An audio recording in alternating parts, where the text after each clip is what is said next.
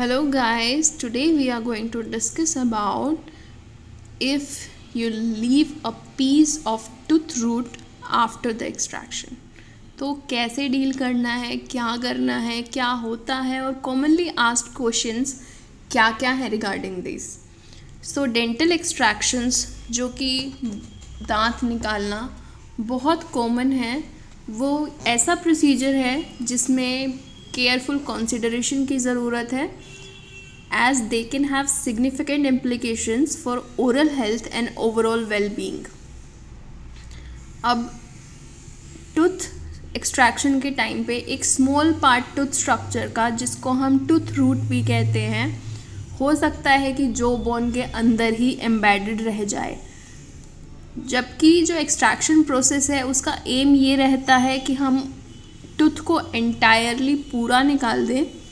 तो उसके लिए फैक्टर्स जैसे कि टूथ की एनाटमी क्या है, सराउंडिंग टिश्यूज़ कैसे हैं, आपकी एक्सट्रैक्शन की टेक्निक क्या है, उसके हिसाब से ही हम बोल सकते हैं कि रूट के रहने की वजह क्या रही होगी. सो अगर हम समझें इम्प्लिकेशंस को कि ये जो रेमनेंट्स हैं ये पेशेंट्स के लिए और डेंटिस्ट्स के लिए, दोनों के लिए बहुत क्रूशियल हैं, एज दे कैन इम्पैक्ट बाकी का dental treatment and overall integrity of जो बोन और आसपास के सराउंडिंग ओरल स्ट्रक्चर्स भी. सो आज हम देखेंगे कि कौन कौन सी कॉम्प्लेक्सिटीज़ एसोसिएटेड हैं विद रेजिडुअल टूथ रूट्स जो कि आफ्टर एक्सट्रैक्शन रह जाती हैं, उनका इम्प्लिकेशंस देखेंगे, कॉम्प्लिकेशंस देखेंगे और मैनेजमेंट स्ट्रैटेजीज़ देखेंगे ताकि ओरल हेल्थ केयर अच्छी रहे. तो जैसे कि आप इस फ़ोटो में भी देख पा रहे हैं, इट्स लाइक कि टूथ का रूट रह गया है. आप एक्सरेज में देख सकते हैं कि टूथ का रूट आपको विजिबल है एंड आप देख सकते हैं ऊपर वाले एक्सरे में भी. नेक्स्ट इज़ जो क्वेश्चन सबसे ज़्यादा पूछा जाता है कि कॉमन रीजंस क्या हैं टूथ रूट्स रह जाने के एक्सट्रैक्शन के बाद. तो बहुत सारे रीजंस हैं जब एक्सट्रैक्शन के बाद टूथ रूट छोड़ दिया गया हो. कुछ कॉमन फैक्टर्स हैं जैसे कि complex tooth anatomy, as you can see in this picture also कि एनाटमी कितनी कॉम्प्लेक्स है, कर्व्ड है.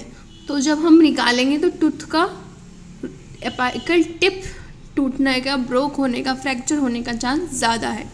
सो जो दांत हैं जिनका इंट्रिकेट रूट स्ट्रक्चर है या एबनॉर्मल कर्वेचर्स हैं, उसको हम चैलेंजिंग एक्सट्रैक्शन में लेते हैं.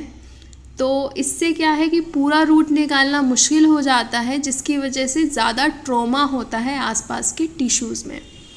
Next is fractured roots. जैसे आप देख रहे हैं इसमें रूट को फ्रैक्चर हो गया है. तो इन केसेस जहाँ पे दांत कॉम्प्रोमाइज़ हो गया है या फिर बहुत ज़्यादा डिकेड है, तो जो रूट्स हैं वो भी बहुत फ्रेजाइल हो जाती हैं और एक्सट्रैक्शन के टाइम पे फ्रैक्चर हो जाती हैं. अगर रूट फ्रैक्चर हो जाती है तो वो पोर्शन जो बोन के अंदर रह जाता है, स्पेशली अगर ये बहुत ज़्यादा डीप हो तो.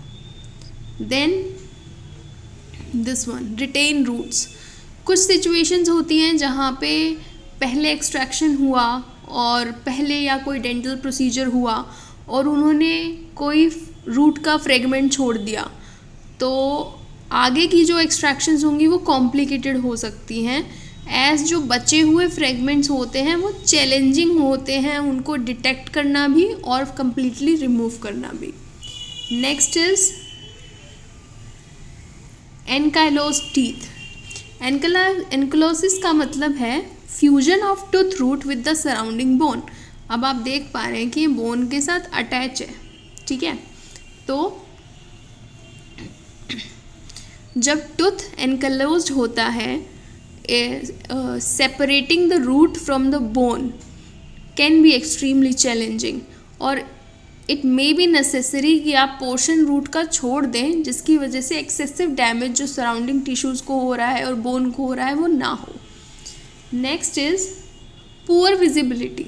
अगर विजिबिलिटी कम रहेगी एक्सट्रैक्शन प्रोसेस के टाइम पे, जैसे कि किस वजह से हो सकती है वो, अगर ब्लीडिंग बहुत ज़्यादा हो रही है या इन्फ्लेमेशन है या व्यू ऑब्स्ट्रक्टेड है आपका, तो उसकी वजह से डेंटिस्ट जो है वो अच्छे से देख नहीं पाएंगे एंटायर रूट, उसकी वजह से आपके रेमनेंट्स रह सकते हैं।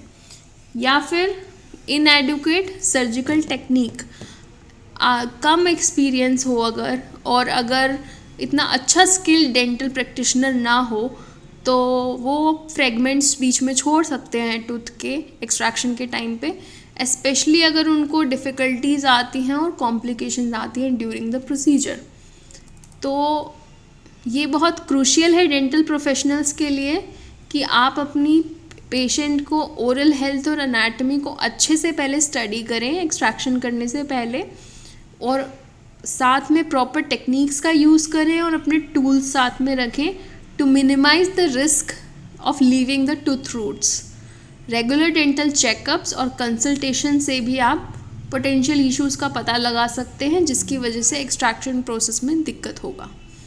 ठीक है, तो नेक्स्ट हमारा जो क्वेश्चन रहता है वो रहता है कि कौन से कॉम्प्लिकेशंस हो सकते हैं अगर टूथ रूट पीछे रह गया, तो अंदर रह गया, शॉर्ट टर्म में और लॉन्ग टर्म में दोनों।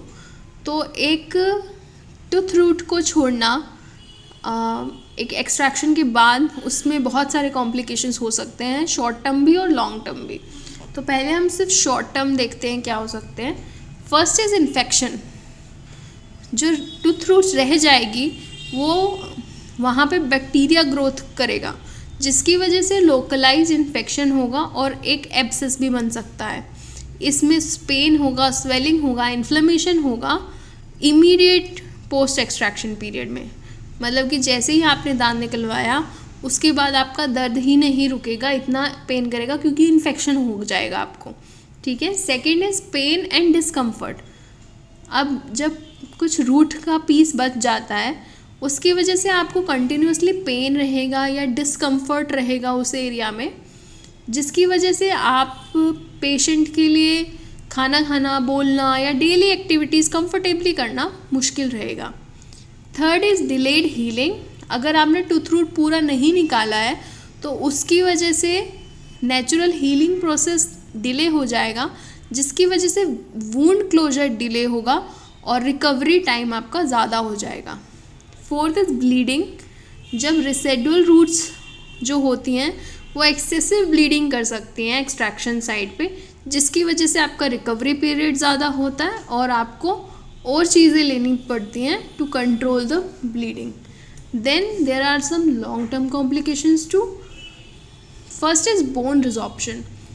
रेजिडुअल टूथ रूट्स जो बोन में रह जाती हैं वो बोन रिजॉर्प्शन कर सकती हैं टाइम के साथ, पोटेंशियली आपका सराउंडिंग बोन स्ट्रक्चर को ख़त्म करेंगी और आपकी इंटेग्रिटी ऑफ जो को भी कॉम्प्रोमाइज़ करेंगी। Next are periodontal issues. जो आपके रेसिडुअल रूट्स के प्रेजेंस है उससे आपका एनवायरनमेंट बनता है जो कि पेरियोडोंटल प्रॉब्लम्स को इनवाइट करेगा, जिसकी वजह से आपको गम डिसीज़ हो सकता है या बोन लॉस हो सकता है जो आपके बाकी साथ वाले दांत की स्टेबिलिटी को इम्पैक्ट करेगा। Next is complications during future dental procedures. अगर पेशेंट आगे उसको कोई डेंटल प्रोसीजर कराना है जैसे कि इम्प्लांट कराना है या फिर ब्रिज वर्क कराना है, तो जो अगर रूट्स उसके अंदर रह जाएंगे तो ये प्रोसीजर्स उसके लिए कॉम्प्लिकेट हो सकते हैं, पोटेंशियली उनका ट्रीटमेंट फेलियर हो सकता है या फिर एस्थेटिक्स कॉम्प्रोमाइज़ होंगे या फिर और सर्जिकल इंटरवेंशन की ज़रूरत पड़ेगी। Chronic discomfort and pain. Long term retention of residual roots से आपको क्रॉनिक पेन और डिस्कम्फर्ट हो सकता है अफेक्टेड एरिया में, affecting the patient's overall quality of life and oral health. Then there are some functional limitations. अगर residual roots रहेंगी तो पेशेंट अच्छे से च्यू नहीं कर पाएगा, जिससे कि उसकी डाइटरी चॉइसेस और न्यूट्रिशन पे भी फ़र्क रहेगा। तो डेंटल प्रैक्टिशनर्स के लिए ये बहुत ज़रूरी है कि वो अपने पेशेंट्स के पोटेंशियल रिस्क इवेलुएट करें उससे अपनी टूथ रूट को छोड़ने से पहले, और अप्रोप्रिएट मेजर्स लें ताकि जिससे कि ये रिस्क वो कम कर सकें, असेसमेंट करें, डायग्नोस करें और प्रॉपर ट्रीटमेंट प्लानिंग करें। पहले अर्ली डिटेक्शन और टाइम से मैनेजमेंट किसी भी रेसिडुअल रूट का एक क्रूशियल है, ताकि आप कॉम्प्लिकेशंस को इग्नोर कर सकें और optimal health oral health outcome दे सकें। So what are the available treatment options for managing and removing residual tooth roots? Treatment options जो है मैनेज करने का, इसका या हटाने का टूथ रूट को, बहुत सारे फैक्टर्स पे डिपेंड करता है, इंक्लूडिंग क्या लोकेशन है, क्या साइज़ है रूट का जो बच गया है, पेशेंट का ओवरऑल ओरल हेल्थ क्या है, और कोई कॉम्प्लिकेशंस तो नहीं है उसके एसोसिएटेड। कुछ ट्रीटमेंट है जैसे कि फर्स्ट इज सर्जिकल एक्सट्रैक्शन। अगर टूथ रूट एक्सेसिबल और विजिबल है तो एक सर्जिकल अप्रोच हम लगा सकते हैं। इसमें क्या होगा, एक इंसिजन देंगे हम गम टिश्यू पे ताकि रूट एक्सपोज हो जाए, और केयरफुल डाइसेक्शन करेंगे तो रिमेनिंग रूट को हम अपने डेंटल इंस्ट्रूमेंट से निकाल सकते हैं। Second is orthodontic extrusion. ठीक है, तो इन केसेस जहाँ पे टूथ रूट गम लाइन के नीचे रह गया है, ऑर्थोडोंटिक एक्सट्रूजन हम कर सकते हैं। इसमें क्या होता है, ऑर्थोडोंटिक फोर्सेस हम लगाएंगे टू ग्रेजुअली रूट जो है कि अपने एसेसिबल पोजीशन में आ जाए ताकि एक्सट्रैक्शन कंप्लीट हो जाए। ठीक है, थर्ड इज एपिसेक्टमी, दिस वन।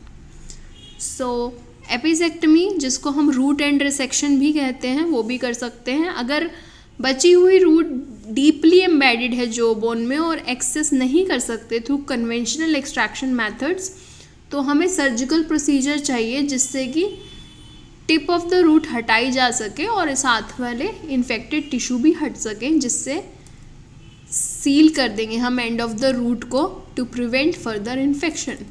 ठीक है, next is we can use dental imaging techniques जैसे कि CBCT या 3D डेंटल स्कैन्स। उससे हमें exact location, morphology of residual root और पता चल जाएगा, जिससे कि डेंटिस्ट प्लान कर सकता है एक प्रिसाइज और effective extraction procedure. Next we can always refer it to the specialist. Complex cases में स्पेशली दोज जिनमें डीपली इम्पैक्टेड या फिर अनाटमिकली चैलेंजिंग रेसिडुअल रूट्स रह जाती हैं, उनको ओरल सर्जन को रेफ़र कीजिए, और या फिर एंडोडोंटिक्स का स्पेशलिस्ट ज़रूरी रहता है। ये स्पेशलिस्ट जो होते हैं इनके पास एक्सपर्टीज़ होता है और टूल्स होते हैं to manage and remove complex tooth roots effectively. किसी भी प्रोसीजर को ट्रीटमेंट ऑप्शन की तरफ प्रोसीड करने से पहले एक डेंटल प्रैक्टिशनर के लिए ये ज़रूरी है कि वो सारे पेशेंट्स के डेंटल मेडिकल हिस्ट्री को थोरोली एक्सेस करे, एक क्लिनिकल एग्जामिनेशन करे, पोटेंशियल रिस्क का पता करे और बेनिफिट्स पता करे each approach with the patient. Individual treatment planning based on specific case characteristics is crucial to ensure successful and minimally invasive management of residual tooth roots. Now next question जो आता है कि how does the presence of tooth roots impact the success and prognosis of subsequent dental procedures such as dental implant or bridges? तो ये पूछ रहे हैं कि अगर कुछ बच गया है टूथ रूट तो वो आगे के डेंटल प्रोसीजर्स को जैसे कि इम्प्लांट्स हैं या ब्रिजेस हैं उनको कैसे फ़र्क ला सकता है। तो जो presence of residual tooth roots है वो सिग्निफिकेंटली इम्पैक्ट कर सकता है success and prognosis of subsequent dental procedures such as dental implants and bridges. Residual roots जो हैं वो कॉम्प्रोमाइज़ करती हैं the integrity of jaw bone and surrounding dental structures, जिसकी वजह से बोन डेंसिटी कम होता है, स्टेबिलिटी कम होता है, जो कि ज़रूरी हैं for successful placement and long term support of dental implants. Additionally जो रेसिडुअल रूट्स रह जाएंगी वो आपके जो डेंटल प्रोस्थेटिक्स हैं उनको एक्यूरेट फिट नहीं आ पाएगा, जैसे कि ब्रिजेस हैं उनकी भी स्टेबिलिटी और फंक्शनल लॉन्जेविटी ख़त्म होती है। प्लस जो रिस्क है इन्फेक्शन का, बोन रिजॉर्प्शन का, कॉम्प्रोमाइज ओशो इंटीग्रेशन का, वो भी रेसिडुअल रूट्स के साथ रहता है। उसकी वजह से भी आगे के प्रोसीजर्स का सक्सेस को हार्म होता है, जैसे कि इम्प्लांट फेलियर, प्रोस्थेसिस स्टेबल नहीं हो पाएगा और सर्जिकल इंटरवेंशन की ज़रूरत पड़ेगी। तो असेसमेंट की थोरो असेसमेंट करनी चाहिए, प्रिसाइज मैनेजमेंट और टाइम से हटा देनी चाहिए रिसाइडल जो बच गई हैं रूट्स, वो क्रूशियल हैं ताकि आपका जो आगे का डेंटल ट्रीटमेंट है वो उससे कुछ अफेक्ट ना हो और एक लॉन्ग टर्म फंक्शनल और एस्थेटिक सक्सेस हो आपके रेस्टोरेटिव ट्रीटमेंट्स की। Next is how does the location of residual tooth root within the jaw affects the treatment approach and prognosis. जो लोकेशन है बची हुई टूथ रूट की वो एक क्रिटिकल रोल प्ले करती है in determining the appropriate treatment approach and influencing the overall prognosis। जो बची हुई रूट्स हैं जो कि सरफेस के पास हैं और असेसिबल एरिया में हैं, वो उनको हम एक्सट्रैक्शन से निकाल सकते हैं, जैसे कि या तो सर्जिकल रिमूवल कर लिया या ऑर्थोडोंटिक एक्सट्रूजन कर दिया। जबकि जो रूट डीपली एम्बेडेड हैं बोन के अंदर और या फिर वाइटल एनाटॉमिकल स्ट्रक्चर्स के आसपास हैं, जैसे कि नर्व्स के पास हो गए या साइनस के पास हो गए, उनमें बहुत चैलेंज और पोटेंशियल रिस्क है एक्सट्रैक्शन के टाइम पे। तो जो प्रॉक्सिमिटी है क्रिटिकल स्ट्रक्चर्स के पास में, उससे बहुत ही कॉशियस तरीके से और बहुत ही मेटिकुलस अप्रोच रखनी पड़ती है। उसमें हमें एडवांस इमेजिंग की भी ज़रूरत पड़ेगी, प्रिसाइज सर्जिकल प्लानिंग की ज़रूरत पड़ेगी and potential collaboration with specialized practitioners to ensure the safe and effective removal of residual roots while minimizing the risk of complications and preserving the integrity of the surrounding oral structures। Specific location को समझें and its implications is crucial for developing an individualized treatment strategy that optimize the chances of successful root removal and promotes favorable long-term health outcomes। So अगर आपको और information चाहिए about tooth roots left after dental extractions, you can comment below, and if you like my video then share, like and subscribe. Thank you so much for your time.